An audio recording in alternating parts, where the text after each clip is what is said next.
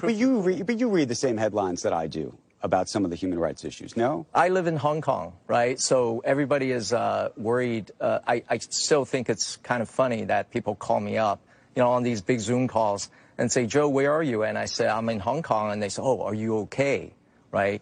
Well, over the last year, they imposed the national security law. Hong Kong is one of the very few places that did not have a national security legislation in place. What is this for? It's against sedition. It's against people that advocate splitting up Hong Kong as a separate country.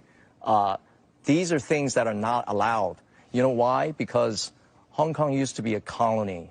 A few hundred years ago, China lost Hong Kong to the Brits because of the Opium War. The British want to sell opium into China, and as a result of some battles, China had to carve up Hong Kong and gave it up.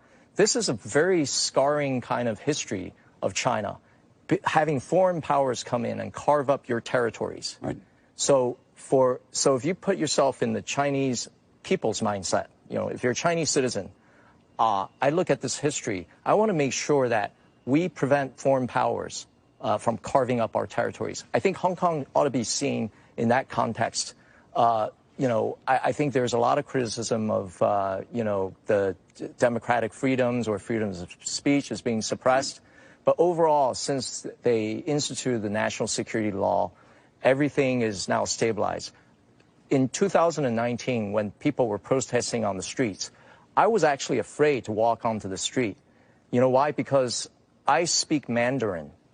And they were targeting every person that spoke Mandarin because they would assume that you come from the mainland. I actually grew up in Taiwan, where also, they speak Mandarin there. And so I actually felt physically threatened with these protesters, right? So I think now we have more stability. Hong Kong is going to be fine.